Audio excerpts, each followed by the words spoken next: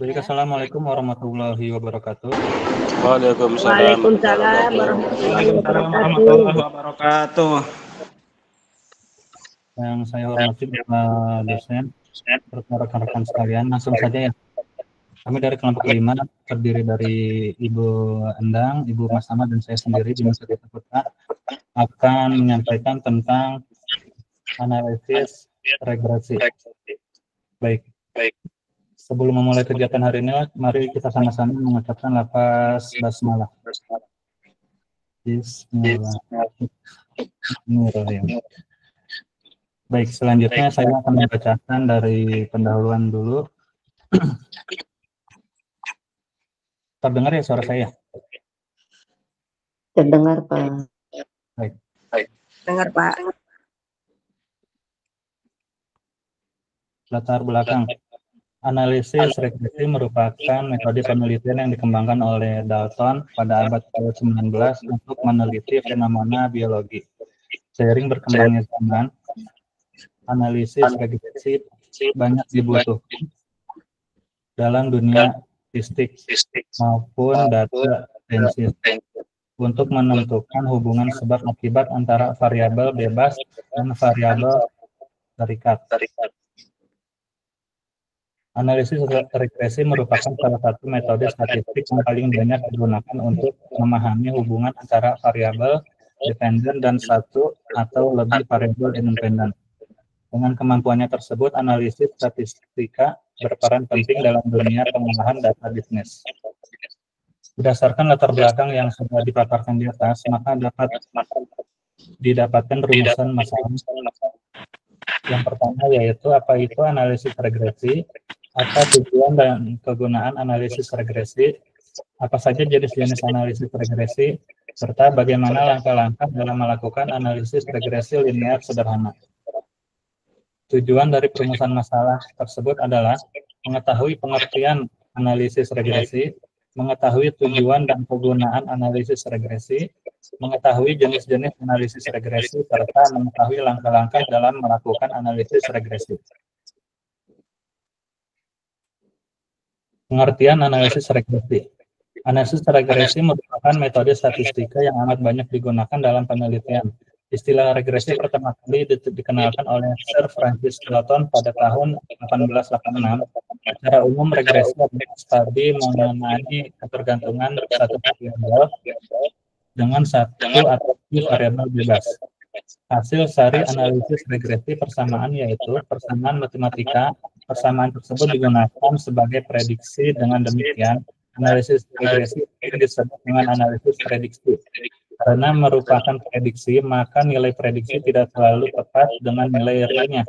Semakin kecil tingkat penyimpangannya antar prediksi dan nilai realnya, maka semakin tepat persamaan regresi yang terbentuk. Persamaan regresi adalah suatu persamaan matematika yang mendefinisikan hubungan antara dua variabel, yaitu hubungan keterkaitan antara satu atau lebih variabel yang nilainya sudah diketahui dengan satu variabel yang nilainya belum diketahui. Sifat hubungan dalam persamaan merupakan hubungan sebab akibat. Variabel yang nilainya akan mempengaruhi variabel tersebut disebut variabel X, sedangkan variabel yang nilainya mempengaruhi variabel adalah variabel ketergantungan atau Y. Analisis regresi dikelompokkan menjadi dua bagian, yaitu analisis regresi sederhana atau analisis regresi tunggal dan analisis regresi ganda. Regresi sederhana analisa hubungan antara satu variabel bebas X dengan satu variabel terkait atau Y. Regresi ganda untuk analisis hubungan dua atau lebih variabel bebas dengan satu variabel terikat. Baik, selanjutnya itu tujuan dan kegunaan analisis regresi. Insya Allah akan dipaparkan oleh rekan saya yang lain. Mangga. Bismillahirrahmanirrahim. Tujuan, lanjut ya. Ya, tujuan dan kegunaan analisis regresi. Analisis regresi adalah salah satu metode untuk menentukan hubungan sebab akibat antara satu variabel dengan variabel yang lain. Analisis regresi adalah salah satu analisis yang paling populer dan luas pemikirannya. Dalam analisis regresi, dikembangkan persamaan estimasi untuk mendeskripsikan pola atau fungsi hubungan antara variabel-variabel. Persamaan estimasi atau persamaan regresi digunakan untuk mengestimasi nilai dari suatu variabel berdasarkan nilai variabel lainnya. Variabel yang diestimasi itu disebut variabel dependen atau variabel terikat. Sedangkan variabel yang diperkirakan mempengaruhi variabel dependen itu disebut variabel dependen atau variabel independen atau variabel bebas. Adapun tujuan analisis regresi adalah 1. Memprediksikan nilai variabel dependen berdasarkan nilai variabel independen, serta untuk menentukan kekuatan dan karakteristik hubungan antara variabel-variabel tersebut. B. Mengidentifikasi variabel mana yang memiliki pengaruh signifikan terhadap variabel yang sedang diteliti. Seberapa besar pengaruh tersebut dan bagaimana variabel-variabel independen berinteraksi satu sama lain dalam mempengaruhi variabel dependen. Untuk membuat yang ketiga, yang C, untuk membuat prediksi yang akurat, memahami penyebab perubahan, dan mengembangkan strategi yang efektif berdasar pemahaman tentang dinamika yang ada. Analisis regresi dengan aplikasinya yang luas dan fleksibel berperan penting dalam berbagai penelitian dan pengambilan keputusan. Analisis regresi memiliki kegunaan sebagai berikut. Yang pertama, prediksi variabel. Fungsi analisis regresi untuk memprediksi nilai variabel dependen berdasarkan nilai variabel independen. Hal ini digunakan dalam prediksi bisnis, ekonomi, cuaca, dan lain-lain, di mana pemahaman tentang tren masa depan dapat mendukung pengambilan keputusan strategis. Yang kedua, mengidentifikasikan hubungan antar variabel. Analisis regresi membantu peneliti mengidentifikasi hubungan antara dua variabel atau lebih. Hal ini membantu dalam memahami bagaimana variabel independen mempengaruhi variabel dependen yang penting untuk teori pembangunan dan verifikasi hipotesis. Yang ketiga, pengajuan hipotesis. Dalam konteks penelitian, analisis regresi digunakan untuk menguji hipotesis tentang hubungan antar variabel. Yang keempat, mengendalikan variabel. Analisis regresi memungkinkan peneliti untuk mengontrol pengaruh variabel luar atau variabel tambahan saat mengeksplorasi hubungan antara variabel utama. Dengan cara ini, peneliti dapat memfokuskan pada hubungan kausal yang lebih bersih antara variabel independen dan dependen. Yang kelima, dalam manajemen dan industri, analisis regresi digunakan untuk menentukan alokasi daya yang paling efektif. Misal dengan memodelkan hubungan antara biaya iklan atau variabel independen dan penjualan atau variabel dependen. Sebuah perusahaan dapat menentukan tingkat pengeluaran iklan yang optimal untuk memprediksi dan mengolah masa depan dengan lebih baik. Jenis-jenis analisis regresi.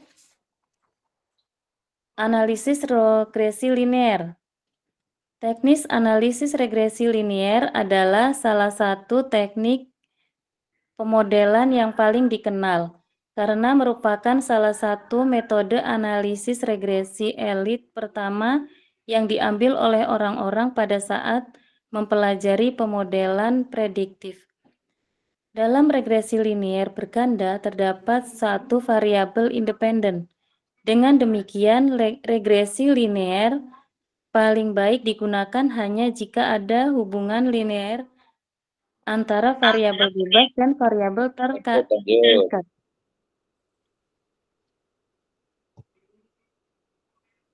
Yang kedua, analisis regresi logistik. Regresi logistik biasanya digunakan untuk menentukan probabilitas setiap kali variabel dependen adalah biner seperti 0 atau 1, benar atau salah, ya atau tidak. Regresi logistik digunakan. Regresi logistik digunakan untuk menganalisis pertanyaan tertutup dan survei atau pertanyaan yang menurut respon numerik dalam survei. Regresi logistik tidak memerlukan hubungan linear antara variabel dependen dan variabel independen seperti halnya regresi linear. Yang ketiga, analisis regresi polinomial. Biasanya digunakan untuk menganalisa data lengkung dan ini terjadi ketika kekuatan variabel independen lebih dari 1. Dalam metode analisis regresi ini, garis yang paling cocok tidak pernah menjadi garis lurus tetapi selalu garis kurva. Regresi polinomial digunakan ketika beberapa variabel memiliki eksponen. Selain itu, dapat memodelkan data yang dapat dipisah secara non-linear. Yang keempat, analisis regresi bertahap adalah proses semi-otomatis yang dengannya model statistik dibangun baik dengan menambah atau menghapus variabel yang bergantung pada statistik dari koefisien estimasi mereka. Yang kelima, analisis regresi berdasarkan pada metode kuadrat terkecil biasa yang digunakan untuk menganalisis data multilinearitas atau data di mana variabel independen sangat berkorelasi. Kolinearitas dapat dijelaskan sebagai hubungan yang hampir linear antara variabel.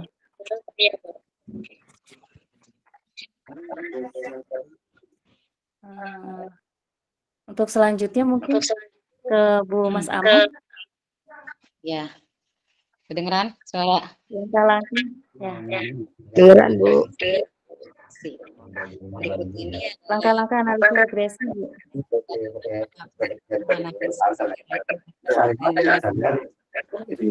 Sederhana. 1.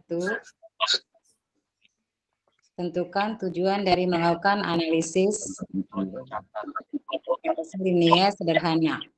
2. Identifikasikan variabel faktor penyebab atau prediktor dan variabel akibat atau respons. 4.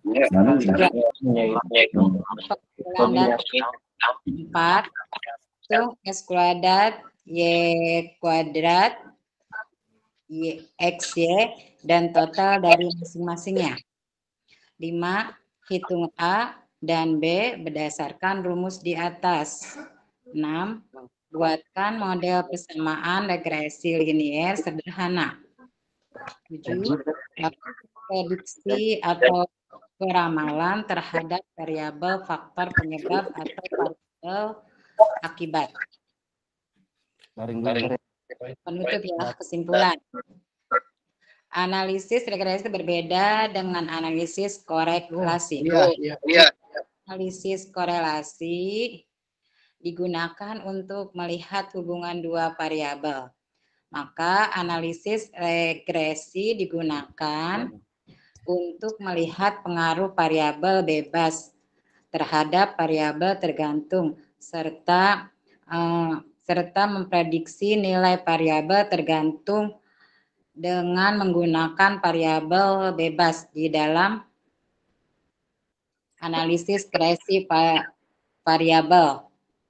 Variabel bebas berfungsi untuk menerangkan atau explain story, sedang variabel tergantung berfungsi sebagai yang diterangkan atau the explain. Dalam analisis regresi, data harus berskala interval atau rasio.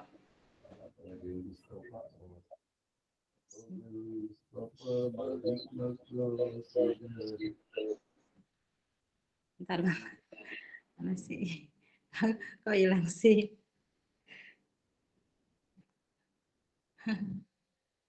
Hilang. Maaf hilang ini.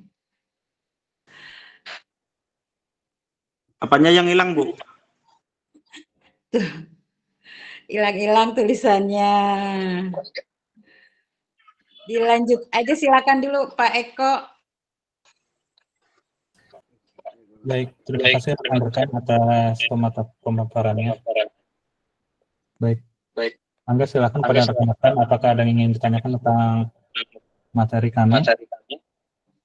Atau sudah ditutup tadi, sudah ajan asar?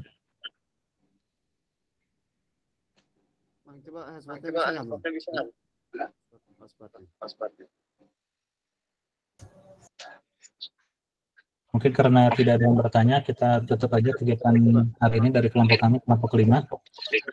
Semoga bermanfaat. Wassalamualaikum warahmatullahi wabarakatuh. Waalaikumsalam. Waalaikumsalam warahmatullahi wabarakatuh. Kembalikan kepada saya. Waalaikumsalam warahmatullahi wabarakatuh. Pak Ali.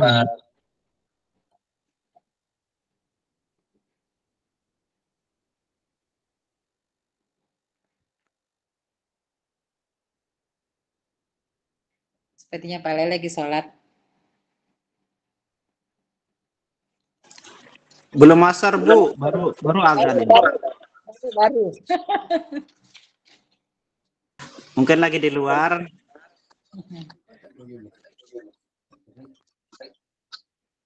Silakan wakil ketuanya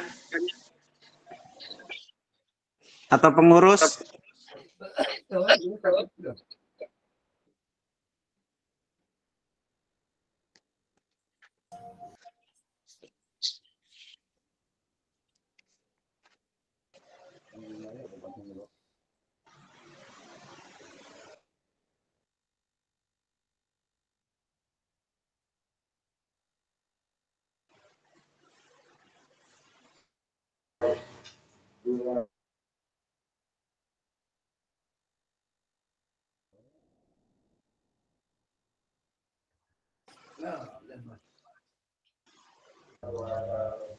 Gimana, ini udah selesai? Sudah, Bu, cuma belum ditutup. Perwakilan dari pengurus kelas mungkin bisa menutup. Pak Ali kan masih ada di situ. Masih, Bun. Ya, terima kasih untuk kelompok 4 dan 5 yang telah memaparkan presentasinya. Semoga apa yang tadi dipaparkan luadan ya, menjadikan tambahan hikmah buat kita semuanya. Selanjutnya, karena Pak dosennya sudah sepertinya masih di kelas yang sebelah, kita tutup aja dengan bacaan Alhamdulillahirabbil alamin.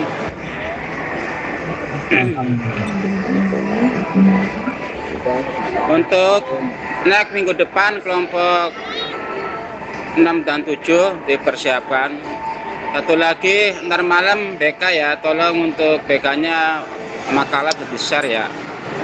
Kelompok 4 yang BK tolong koordinasi yang baik ya dengan Pak Hendranya ya, agar cepat karena next 2 minggu lagi kelompok 4. Cukup sekian. Assalamualaikum warahmatullahi wabarakatuh. Waalaikumsalam. Waalaikumsalam warahmatullahi wabarakatuh.